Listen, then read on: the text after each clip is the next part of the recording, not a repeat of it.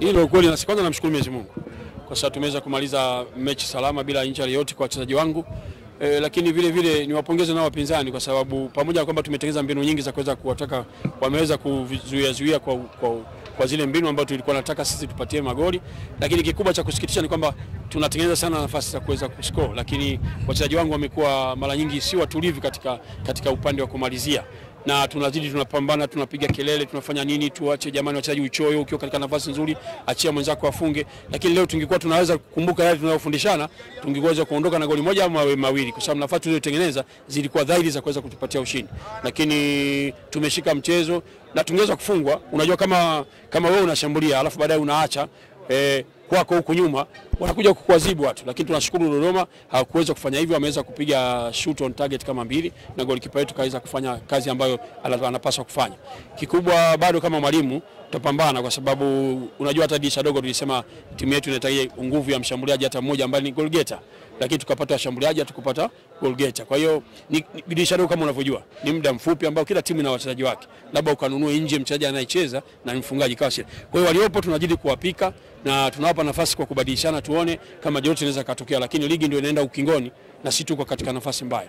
Kama walimu tutaenda kupambana kwa kikosi.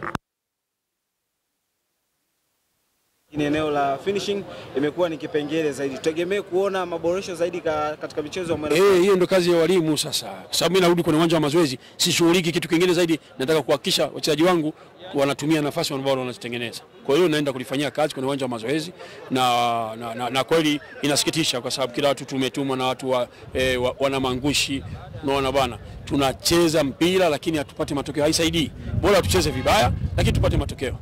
Mwalimu sawa, mlienda Mashujaa mkacheza kule, mkatoa sare, baada hapo mkaenda Mwanza kucheza na Pamba pia mkaweza kupoteza, karudi Arusha. Katikati mwalimu hapa mmekuwa hamna matokeo mazuri.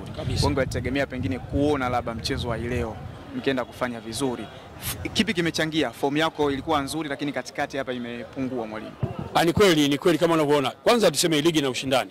Hatuwezi kuizalau kila mpira mpinzani na kila timu inataka matokeo. Sasa imeongeza ugumu wa ligi. Kiasi ambacho kama mwalimu unaweka na mbinu zako mpya wanakuja, kila mtu anamsoma mwenzake.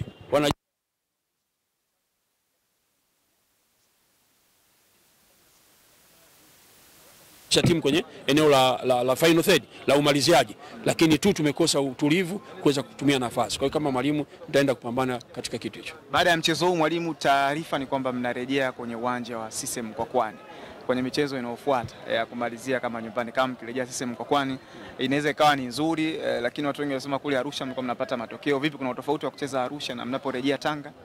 Sisi tunasema tulikuwa tunacheza nyumbani kama ugenini. Unajua ukiwa kama hivi Dodoma wako hapa, na maana fans wao, wapenzi wao wanakuwa mchezaji wa 12. Lakini sisi tukienda Arusha ina maana tumecheza nyumbani kama ugenini. Kwa sababu akija timu ngeni anakuja wale na washabiki wake, sisi tunakuwa tunakosa ile support ya washabiki. Lakini kama ni jambo jema, kama uwanja utakuwa umekamilika, tukirudi nyumbani pengine na Mungu, unajua dua za nyumbani nazo zinaweza zikatusaidia kuweza kurekebisha hii hali ambayo tunayo.